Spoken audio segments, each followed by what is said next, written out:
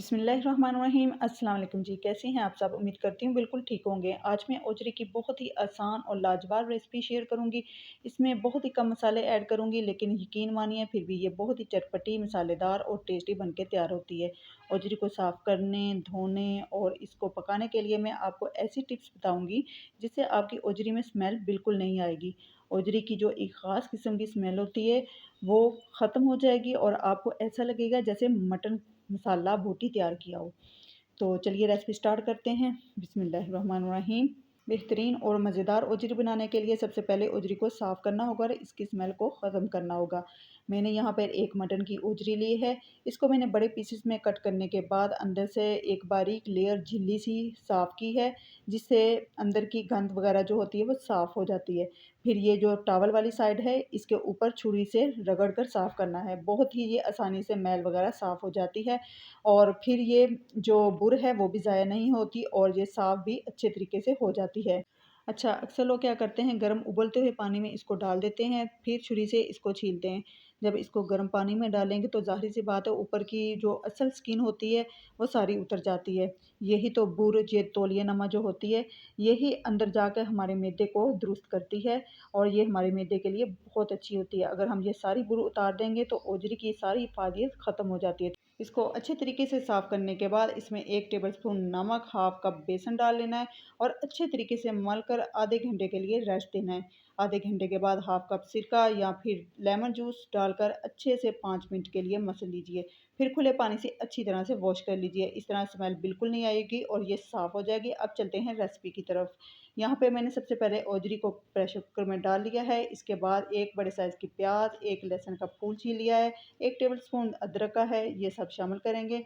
फिर ये half tea spoon ज़ीरा है, 1 teaspoon chilli flakes, half teaspoon हल्दी, 1 टीस्पून नमक, 2 बड़ी इलायची, 2 दालचीनी स्टिक, 2 से 3 लौंग, 5 से 6 काली मिर्च, ये सब शामिल करेंगे और साथ ही 2 गिलास पानी भी डाल देंगे। 1 लेमन का जूस शामिल किया है। फिर ढक्कन बंद करने से पहले प्रेशर कुकर को जब भी लगाना हो पहले तमाम चीज़ों को अच्छे से मिक्स करना है।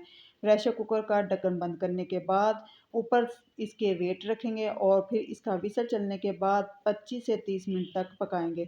ये मटन ओजरी है, जल्दी गल जाती है, तो 30 मिनट के बाद ये देखें पानी हमने कितनी परफेक्ट क्वांटिटी में डाला था और ये बोटी भी श्रिंक हो गई है, नरम पड़ चुकी है। इसका मतलब है ओजरी हमारी गल चुकी है। अब इसकी अच्छी सी भुनाई करने के लिए मैंने खुली कढ़ाई में शिफ्ट कर लिया है।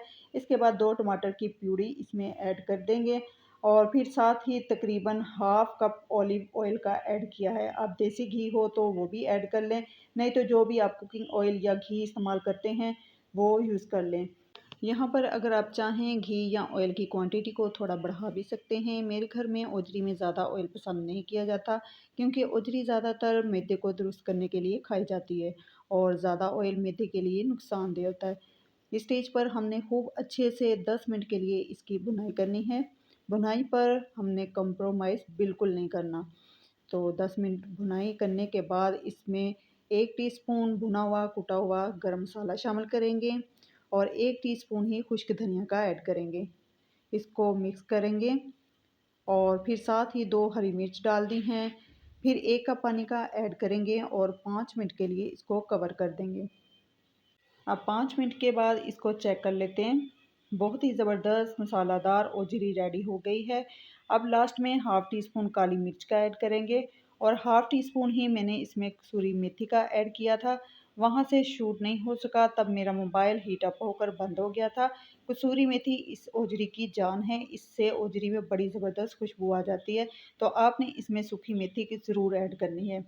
अब मैंने इसे प्लेटर में सर्व कर लिया है, तो देखिए माशाल्लाह बहुत ही डिलीशियस और टेस्टी ओजरी तैयार हुई है और चेक करें कितनी ज़बरदस्त गली हुई नरम बोटी है। अगर आप मेरी इस तरीके से एक बार बनाएंगे तो बार बार इस तरीके से बनाएंगे, क्योंकि ये बनती ही इतनी चटपटी और मज़ेदार। आप इसे गर्मा गर्म रोटियों के साथ सर्व करें या फिर ऐसे ही खाएं। आपको ये कम ऑयल और कम मसाले में बनने वाली मसालेदार ओजरी ज़रूर पसंद आएगी। अगर आपको रेसिपी वीडियो अच्छी लगे तो लाइक शेयर ज़रूर कीजिएगा और अगर मेरे चैनल पर नए हैं तो चैनल को सब्सक्राइब करना ना भूलिएगा। मिलते हैं नेक्स्ट वीडियो में, तब तक के लिए अपना बहुत सारा ख्याल रखिएगा। अल्लाह हाफिज़।